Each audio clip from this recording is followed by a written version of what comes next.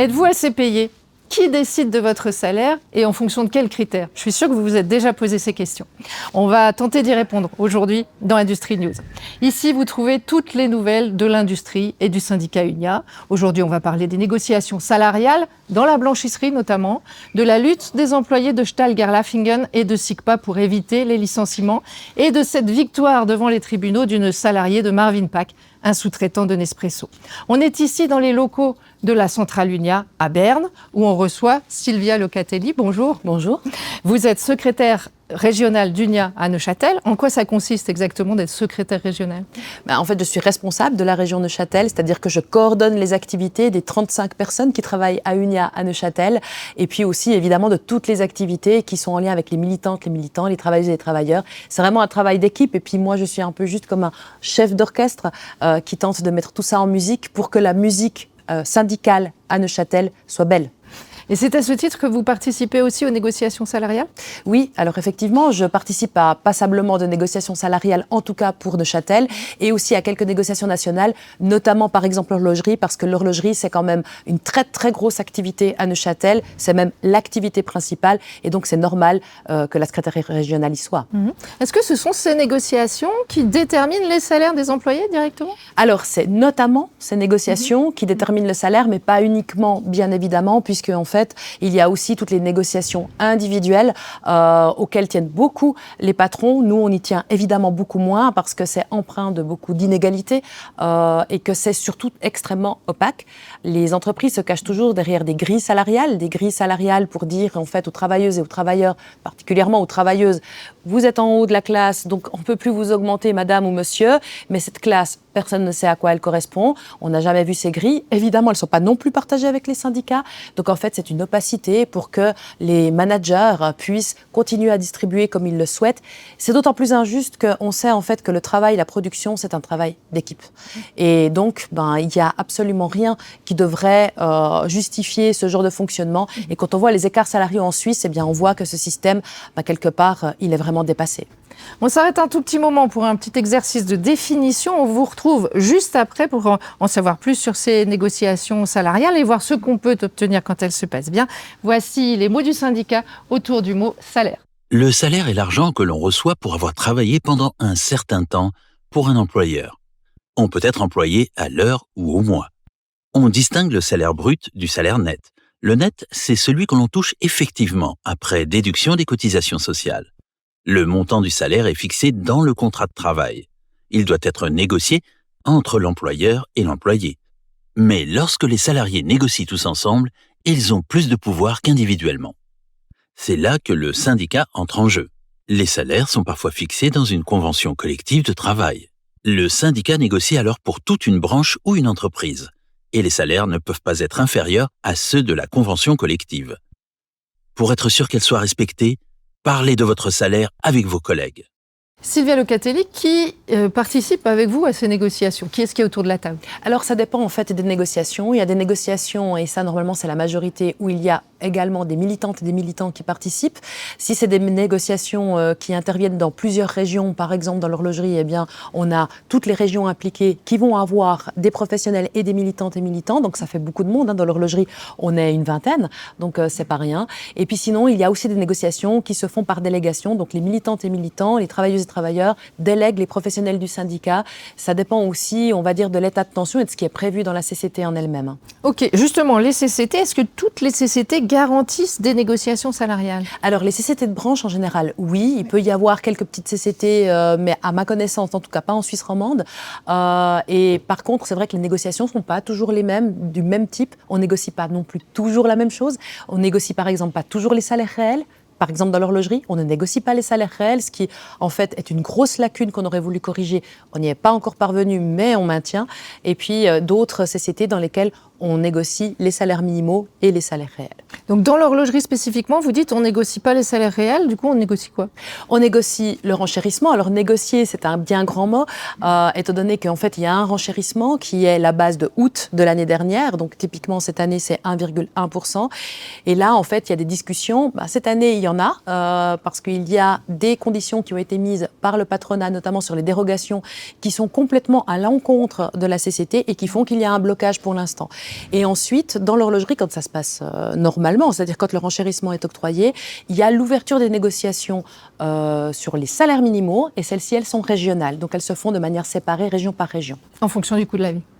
En fonction du coût de la vie, en fonction peut-être aussi de la réalité régionale, c'est en fait un ensemble de facteurs qui fait qu'on négocie différemment dans les différentes régions. Oui. Sylvia Locatelli, qu'est-ce qu'on peut espérer obtenir quand ces négociations se passent bien?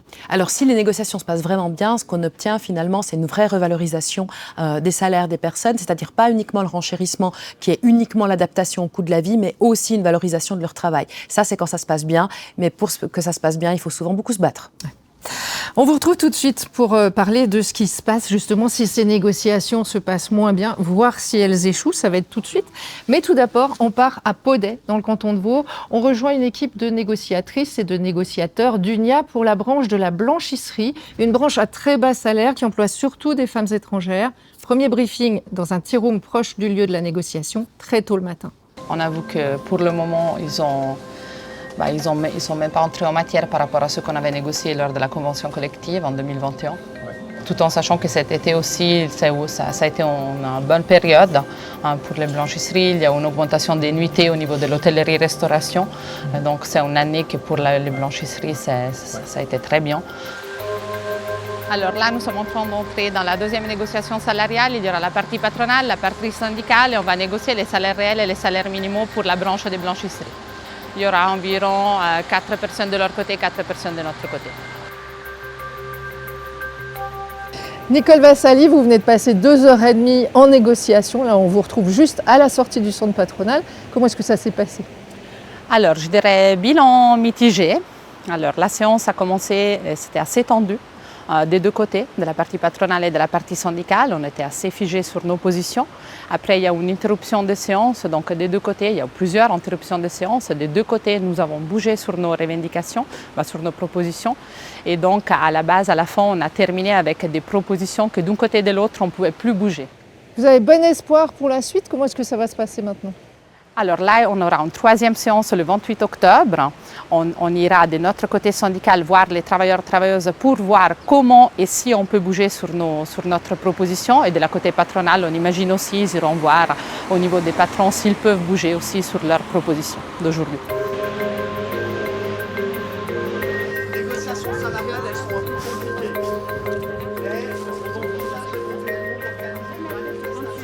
Mais on ne va pas demander l'autorisation patron. Vincenzo Testa, vous êtes secrétaire syndical UNIA. Qu'est-ce qui se passe ici aujourd'hui? Alors aujourd'hui, on est venu demander l'avis des travailleurs. En fait, on est en pleine négociation salariale pour 2025 et puis ça bloque avec la commission, avec les patrons surtout. Voilà. Donc on n'arrive pas à se mettre d'accord et c'est pour ça qu'on est revenu vers les salariés pour qu'ils nous donnent leur avis. On leur a donné une petite marche à suivre avec un sondage, avec différentes augmentations qu'ils auraient besoin. Et puis suite à ça, ça va nous faire du poids pour pouvoir après renégocier avec la partie adverse, on va dire. Là, on vient d'avoir un témoignage avec une personne qui gagne 3007 brut. Et elle a un loyer en colocation de 800 francs avec son enfant. Donc on voit bien avec les transports et la nourriture et tout ce qui augmente autour que ça ne suffit largement pas pour vivre dans la région. Raphaël Thémard, vous êtes le responsable du secteur des blanchisseries. On vous retrouve après ce troisième round de négociations qui vient de se dérouler. Qu'est-ce que ça a donné cette fois? Alors, on n'a pas encore de fumée blanche parce que, voilà, troisième séance, on a encore trop d'écart entre notre revendication et la proposition patronale qui est, à nos yeux, encore très en deçà de ce que les gens dans les blanchisseries ont besoin pour pouvoir boucler leur fin de mois. Alors maintenant, forcément on ne peut pas multiplier indéfiniment les séances, donc je pense qu'il va falloir voir avec les blanchisseuses comment est-ce qu'on peut les aider à se mobiliser pour défendre leur salaire. Sylvia Locatelli, qu'est-ce qui se passe si les négociations salariales se passent mal, si on ne trouve pas d'accord? Quand les négociations salariales se passent mal, eh bien finalement, ça dépend de la convention collective de travail. Il y a des conventions qui prévoient par exemple des systèmes arbitraux. C'est pas le cas dans la blanchisserie, typiquement. Et si ça se passe mal, si vraiment les négociations se passent mal, eh bien il faudra mobiliser, bien évidemment. Il faudra que les travailleuses, parce que c'est particulièrement des travailleuses, puissent montrer qu'elles sont pas contentes, qu'elles ont besoin de cet argent pour vivre. Et là, c'est des mobilisations comme Unia sait en faire. Des systèmes arbitraux, vous pouvez peut-être expliquer Le tribunal arbitral, alors c'est typiquement ce qu'on a dans l'horlogerie, c'est-à-dire que quand il y a un conflit entre la partie syndicale et la partie patronale, quand on n'arrive pas à faire respecter la CCT avec une négociation qui devrait avoir lieu, eh bien à ce moment-là, on a recours au tribunal arbitral qui est constitué par la convention collective de travail. Okay. Il y a des secteurs où les salaires progressent bien, d'autres où les salaires stagnent complètement. Comment ça s'explique? Bon, ça dépend beaucoup du taux d'organisation, c'est évident. J'entends plus le taux d'organisation est élevé et plus les salaires aussi ont tendance à progresser d'une manière normale. Ça dépend donc vraiment du rapport de force dans les différentes branches. Ça dépend aussi des mécanismes qu'on met en place, mais les mécanismes sont d'autant plus parfaits, on va dire, même si aucun mécanisme n'est parfait, ils le sont d'autant plus lorsqu'on négocie la convention, les patrons sentent aussi qu'il y a derrière les professionnels des travailleuses et travailleurs mobilisés. On le voit ailleurs que dans l'industrie, on peut prendre la mère des batailles, celle du secteur principal de la construction. C'est clair que la mobilisation des travailleurs dans ce secteur-là permet aussi aux salaires de progresser, même si actuellement ils sont aussi face à un blocage. Mais ça, c'est vraiment totalement essentiel pour faire aboutir des négociations. Ce n'est pas uniquement les belles paroles des professionnels, c'est vraiment les travailleuses et travailleurs qui sont derrière. On fait à nouveau une petite pause pour quelques nouvelles en bref de l'industrie. On vous retrouve après. Après le licenciement collectif de 59 salariés et la fermeture d'une chaîne de production au printemps, Stahl Gerlafingen annonce 120 licenciements supplémentaires sur 500 employés. L'avenir de la série est incertain. Unia a lancé une pétition qui a recueilli 10 000 signatures et organisé de nombreuses actions pour demander le soutien des pouvoirs publics et le maintien des emplois. Pour le syndicat, c'est clair, il faut absolument poursuivre l'activité de Stahl Gerlafingen. Et puis dans le canton de Vaud, même chose chez SICPA, qui prévoit de couper massivement dans ses effectifs jusqu'à 120 emplois pourraient être supprimés. La multinationale est spécialisée dans les encres pour l'impression des billets de banque. Une procédure de consultation pour licenciement collectif est en cours. Le personnel a décidé de mandater Unia pour le défendre. Action d'Unia également devant l'entreprise horlogère Celita qui prétend décompter du temps de travail à ses employés quand ils vont aux toilettes. À la suite d'un recours, la Cour de droit public du tribunal cantonal Neuchâtelois a récemment fait savoir qu'une autre entreprise avait ce droit. Il s'agit de l'entreprise Singer. Unia conteste absolument cet avis. Et puis pour revenir au salaire, une travailleuse temporaire de chez Marvin Pack, sous-traitant de Nespresso, vient d'obtenir, et là c'est une bonne nouvelle, elle vient d'obtenir gain de cause auprès du tribunal des prud'hommes. Elle gagnait 16,95 francs de l'heure. Elle aurait dû être payée 22 francs bruts. Son employeur doit lui verser 11 000 francs rétroactivement. Son cas n'est pas isolé. La fabrique d'emballage de Châtel-Saint-Denis emploie surtout des travailleuses temporaires sous-payées. Unia dénonce ces pratiques depuis 2021 déjà. La manifestation pour des hausses de salaire a rassemblé 15 000 personnes le 21 septembre dernier à Berne. Merci à vous qui nous écoutez ou qui nous regardez, si vous y étiez. Nous y avons rencontré Raphaël Thiémard, le responsable du secteur de l'horlogerie chez Unia. Il nous a expliqué les raisons de venir manifester. On est rassemblés aussi nombreux aujourd'hui sur la place fédérale et dans les rues de Berne parce que ça fait maintenant plusieurs années que les salariés de ce pays subissent des augmentations importantes.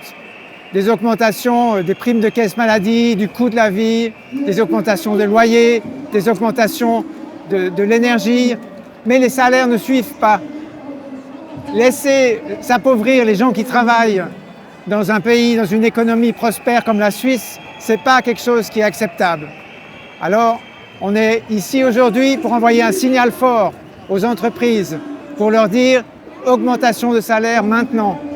Et on est aussi ici pour envoyer un signal à ceux qui vont négocier les salaires cet automne, pour leur dire on est avec vous, on est derrière vous. Sylvia Locatelli, quel est l'effet de grosses manifestations telles que celles qu'on vient de voir là en faveur des salaires? Ça a un effet dans le cadre des négociations? Oui, ça a un effet, c'est important de le faire parce que finalement on montre un signal au patron, mais on montre un signal à toute la Suisse, y compris au pouvoir politique. Et je pense que ça c'est un élément aussi essentiel parce que dans notre pays on voit finalement que tout le système, notamment législatif, n'est pas en faveur des travailleuses et des travailleurs, notamment dans cette question-là des salaires. On voit que les salaires minimaux actuellement ils sont surtout cantonaux, qu'il y a des attaques contre les salaires minimaux cantonaux. Donc que ce soit pour les augmentations, les négociations salariales actuellement à l'automne 2024 ou que ce soit de manière générale pour la protection des travailleuses et travailleurs et leurs salaires, c'est vrai que ce genre de manifestations sont essentielles. C'est pas qu'avec ça qu'on va pouvoir faire de bonnes négociations. Ensuite, évidemment, secteur par secteur, il faut le rappeler, il faut faire de la pression. Mais ça, c'est très important et ça permet aussi aux travailleuses et aux travailleurs de voir qu'ils et elles ne sont pas seuls. Est-ce qu'il peut y avoir des négociations hors CCT? Ça pourrait être possible. Il n'y a rien qui l'interdit, mais c'est quand même très, très, très rare. C'est d'autant que, en fait, les CCT ancrent quand même un cadre qui font que le patronat, quand il s'engage à quelque chose, il va quand même être obligé de devoir le respecter. Et ensuite, il y a tout un mécanisme, on va dire, qui se met en place. Donc, c'est quand même assez rare qu'on puisse négocier hors CCT des salaires. C'est vraiment les CCT qui sont nécessaires et c'est pour ça qu'on aimerait vraiment augmenter aussi la part de branches conventionnées. Est-ce qu'il y aura un système idéal dans ce domaine des salaires? Le système idéal serait celui de la progression automatique, bien évidemment, et celui qui intègre le fait que le renchérissement, lui, n'est pas une question de négociation, c'est également automatique. Donc si on venait à allier quelque chose qui existe encore dans un certain nombre de collectivités, voire que nous-mêmes à Neuchâtel, nous avions encore il y a quelques années dans une convention dans le domaine de l'énergie, c'est-à-dire le renchérissement plus une progression automatique qui est quand même ce qui est le plus logique et le plus normal, eh bien ça serait un système qui serait assez bon. Malheureusement, on en est loin et on en est encore aux négociations avec parfois, il faut le dire aussi, des arguments du côté patronal qui ne tiennent pas la route parce qu'ils privilégient quand même toujours l'individuel alors que vraiment on voit que le travail, la production, c'est une équipe qui l'a fait. Merci beaucoup pour ces explications, Sylvia Locatelli. Je rappelle que vous êtes secrétaire régionale d'UNIA à Neuchâtel. Merci d'être venue dans Industrie News. Bon courage pour la suite de ces négociations. On espère que, évidemment, les résultats seront les meilleurs possibles. Et puis, au tcha les pouces à toutes celles et ceux qui mènent ce combat avec vous. Rejoignez-nous, rejoignez UNIA, puisque c'est en étant nombreuses et nombreux qu'on donne du poids aux syndicats. Et c'est avec ce poids, vous l'avez bien compris, qu'on pèse dans la balance, notamment au moment de négocier les salaires. Et puis, abonnez-vous à ce podcast, comme ça vous serez sûr de ne rien louper de l'actualité de votre secteur. Toute l'équipe d'Industrie News vous souhaite de belles fêtes de fin d'année. On se réjouit de vous retrouver au début de l'année 2025 pour parler du temps de travail. À bientôt.